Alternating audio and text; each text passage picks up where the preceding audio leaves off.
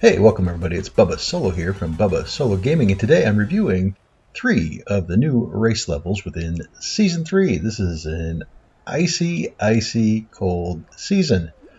First level we're looking at here is Tundra Run. I like race levels, but this one, I don't think is very good.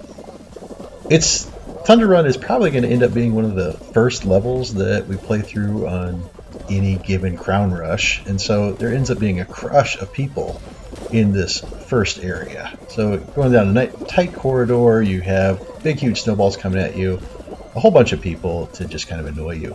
Then there's the center section with the boxing gloves. Going through the middle, I think, is probably a mistake. It seems like it's harder to get through than just going down below and dodging these 2 boxing gloves. Then you get to this next section where you can use air in the center to shoot you ahead a little bit. And then you can go to the middle with the randomly punching boxing gloves, but it seems like it's a safer bet and faster just to go to the outside. Then you get to this area with these annoying trampolines that are trying to throw you backwards, and you have a fan that's blowing you backwards. And this level is just like constantly trying to keep you from progressing. Then at the very end, the only way I think to get to the end is to utilize these trampolines to get there. And that's fine. I don't know. I think it's okay. There have been better levels in Fall Guys, I'll tell you that. Ski Fall. Ski Fall is, I think, better than Hoopsie Daisy. It's the same kind of concept. You got to get your, in this case, 15 hoops before everybody else gets theirs. And when I played this, it has been kind of a mid Crown Rush type of level. So, you know, a lot of people in the field. I like it in that you're guaranteed to have access to rings, you know, pretty much constantly. Whereas in Hoopsie Daisy, it can be a little bit hit or miss whether or not you find the right places where the rings are appearing. And always in the last section, you can get a golden ring. There's a little bit of RNG here about whether you're going to get lined up for a silver ring or even possibly a gold ring in the first 2 discs that are filled with rings. But always at the very end, there is a gold ring that is, you know, easy enough to get to. I'm not great at this, and as you can see, I've flopped around quite a bit. I will end up qualifying though here. So you can mess about quite a bit and still make it, as long as you hit a few golden rings along the way, or at least several different silvers. If you keep at it, you will make it. And like I said, this final gold, not too hard to get through, and if you get close to that gold ring, you do get a little bit more points. That silver is worth 2 points each. I think the brownish one is just worth 1. If you get a gold ring, of course, it's worth 5, which is always really nice. This level is pretty fun.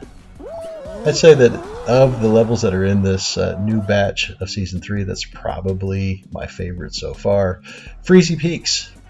This one is a toughie. I would say it's probably the best constructed of the race levels. The fans that are in it are helpful in places, so that's nice. But of course, there are these other fans that are trying to blow you back. You have boxing gloves that are trying to knock you over. You have trampolines that are trying to shoot you the wrong way. You have these snowballs that are trying to knock you over.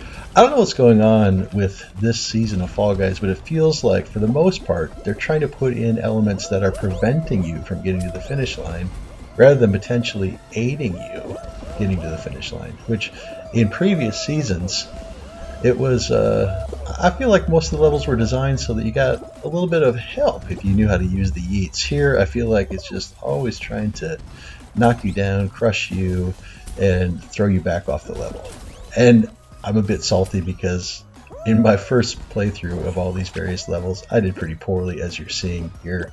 Whereas my buddy Chicken Finger, he did pretty darn well. But I will say that even on Tundra Run, there was one time when Chicken Finger came in first, and another time when he didn't even qualify, just because of sort of the randomness of the layout of the levels.